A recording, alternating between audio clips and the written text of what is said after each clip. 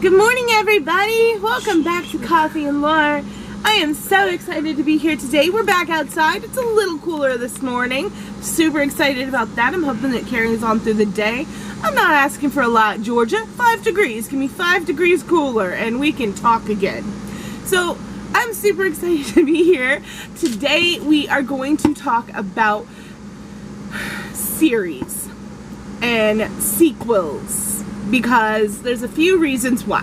The first reason is I'm still reading my Lucy Fulton book that I was telling you guys about, the wedding murder mystery, which I called the wrong thing. I called it The Wedding Party in my last video. It is not called The Wedding Party.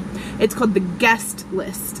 It's really good. I'm like halfway through it, and I can't wait to review it for you guys. Another reason why we're talking about sequels and series is because my favorite book, one of my favorite books, I have a top 5, if anybody knows me, that I cannot pick between. Like, I cannot differentiate one favorite over the other in the top 5. And that's Ready Player One is getting a sequel. It was dropped just the other day, and it's going to be out this November. Like, that's really awesome, because a lot of times authors will drop sequel dates, and they'll be like over a year away. And I'm like, why even drop the date? Because now I have to wait for freaking ever. But Ready Player 2 is going to be out November 24th, I think it is. That's amazing. I'm so looking forward to that. Ready Player 1 has a little of everything. And I'm super excited how he's going to do Ready Player 2.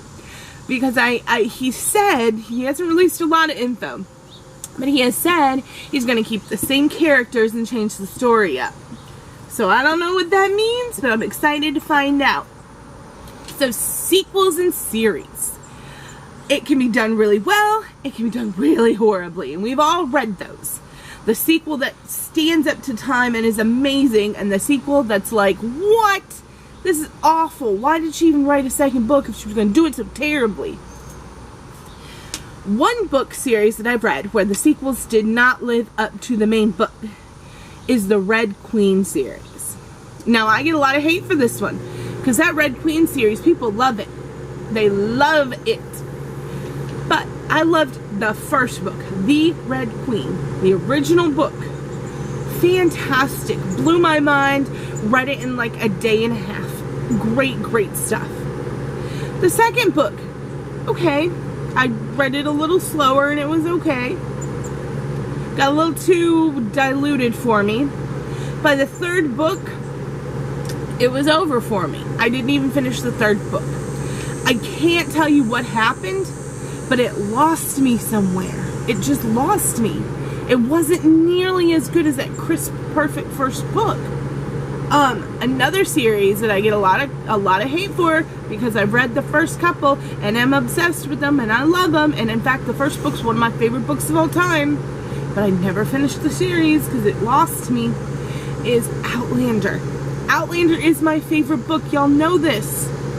I've read the first 3 or 4, maybe max 5, and then I quit reading them because they lost me.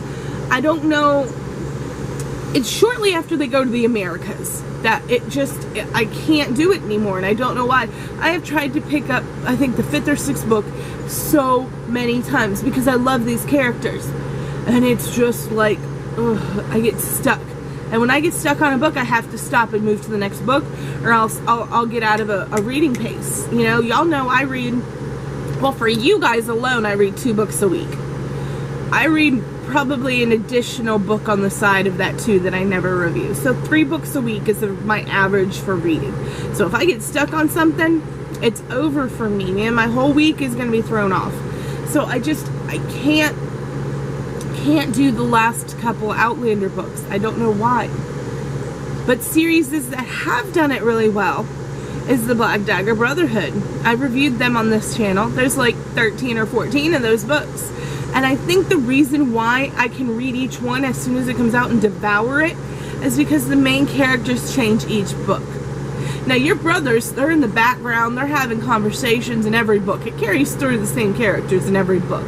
But your 2 main characters that the story revolves around are different for each and every book. And I think that's what keeps it live and good for me, is the little bit of change. Now, Stephanie Plum series. Janet Ivanovich is one for the money, two for the dough. Y'all know the story. I think I've reviewed them on here as well. My favorite Janet Ivanovich books. That stays fresh to me, I think, because of the different comedic things in each book. Like, every book has its own little bit of comedy that keeps me laughing. Like, from the time I buy a Stephanie Plum book until I close it, I'm laughing hysterically. And that is what I love about those books and what keeps me coming back to those books. You have to have a niche. You have to have something. When you have 23 books in a series like Janet Ivanovich does in that series, you have to have a hook. Like, there's 23 of them. Why are they going to keep buying them? There's got to be a hook. And for Janet Ivanovich, it's the comic relief. So, what are your favorite series and sequels? Like, please comment down below if you have a series that's a long one, like longer than 4 books, okay? 4 books is usually my max for a series. So, if you love a series that's longer than 4 books, comment it down below. Or if you hate a series, for whatever reason, please comment down below. Especially if it's one of the series I said I love. If you hate the Black Dagger Brotherhood or the Stephanie Plum series, please comment down below. I'd love to know why. On that note, I'm going to finish this Lucy Foley book today. What are you guys reading?